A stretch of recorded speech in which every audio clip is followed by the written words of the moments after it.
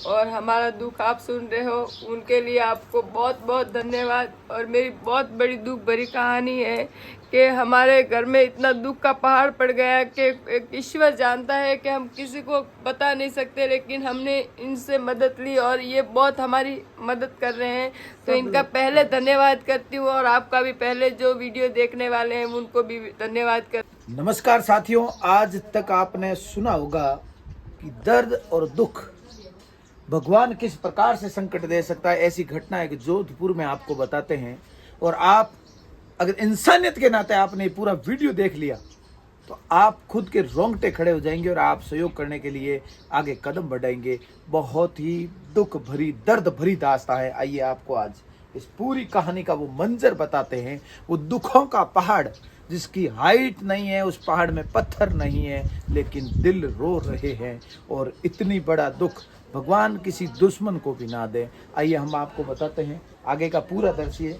एक ऐसी कहानी है एक परिवार के साथ। भगवान ने तो दुख दिया सो दिया भी है, लेकिन उसके अलावा कुछ इंसानों ने भी एक ऐसे दुश्मन के रूप में दुश्मन बनकर दुख देने का कार्य किया है जिसका अंदाजा भी नहीं लगा सकते हैं। आप देख रहे हो ये झोपड़ी के अंदर सिर्फ 20 बाई 40 का एक छोटा सा रेवास किसी का, उसके अंदर रहने वाला एक बावरी समाज का परिवार है जिसकी हालात इतनी नाजुक हैं, जिसके हाल इतने बुरे हैं। और घर में 2 जवान बेटियां हैं और खाने के लिए खाना भी नहीं है, रात से भी भूखे हैं।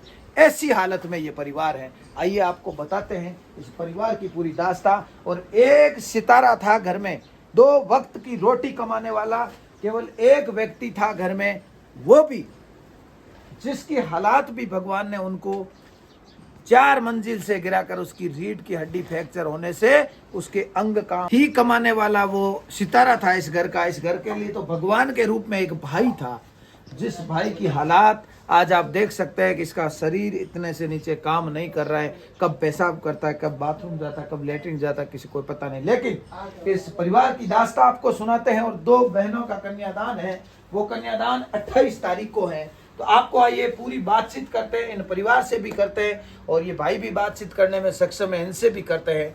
साथियों, इंसानियत के नाते अपने बच्चों के लिए सपने सजाते हैं, बड़ी बड़ी बिल्डिंगें बनाते हैं, अपन बहुत सारा प्रयास करते हैं। लेकिन एक ऐसी फरियाद, आज तक जिंदगी में हमारे पास भी 90 कन्याओं का कन्यादान करवा चुके हैं, लेकिन ऐसी दास्तां और ऐसा मंजर हमने आज तक नहीं देखा।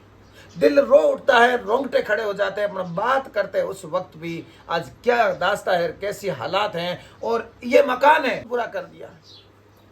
हो सकता है इनके पिछले भोग के कोई ऐसे क्रम है जिसकी वजह से ये भोग रहे हैं, लेकिन साथियों उस व्यक्तियों को तो शर्म आनी चाहिए जिन्होंने इतनी बड़ी दास्तां। चलो जो हुआ सो हुआ, उनके और इनके बीच क्या लेन देन क्या नहीं हुआ भगवान जाने और वो जाने और ये जाने।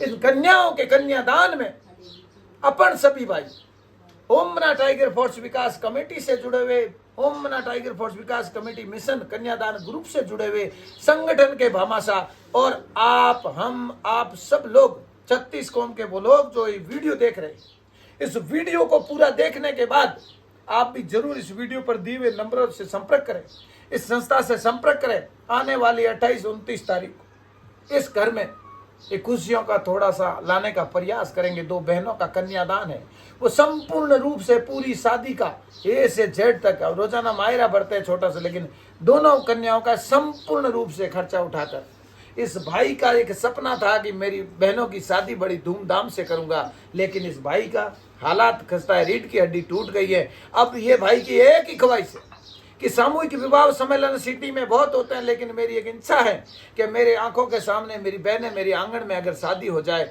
तो मेरा जीवन सफल हो जाए।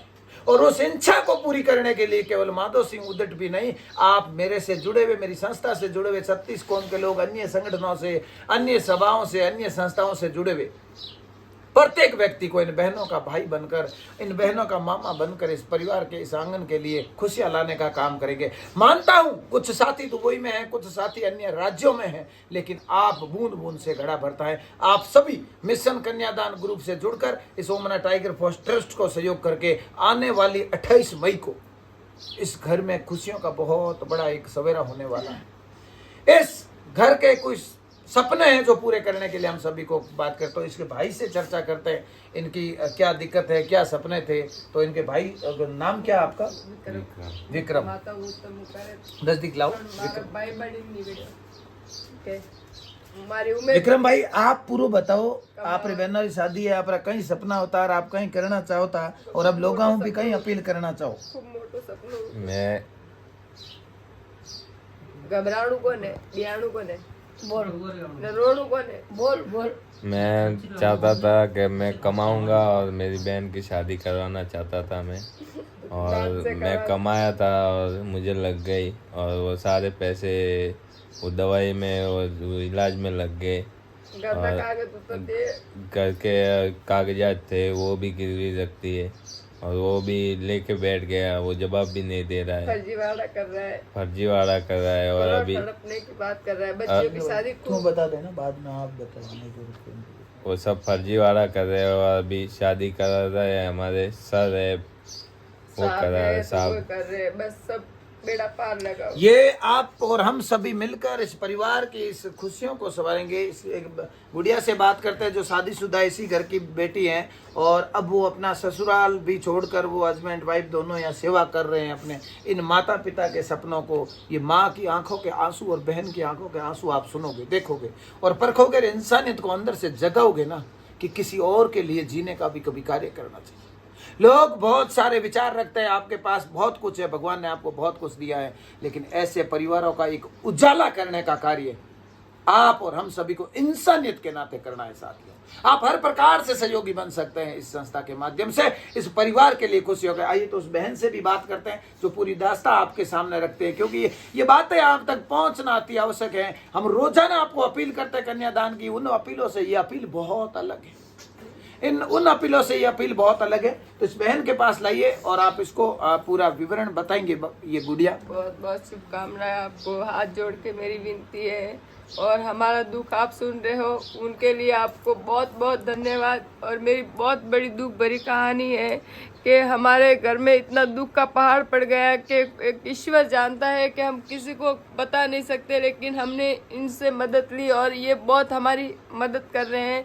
तो इनका पहले धन्यवाद करती हूँ, और आपका भी पहले जो वीडियो देखने वाले हैं उनको भी धन्यवाद करती हूँ। और जो आप हेल्प कर सकते हो वो हमारी हेल्प कर सकते हो, इसमें कोई बात शर्म वाली बात नहीं है।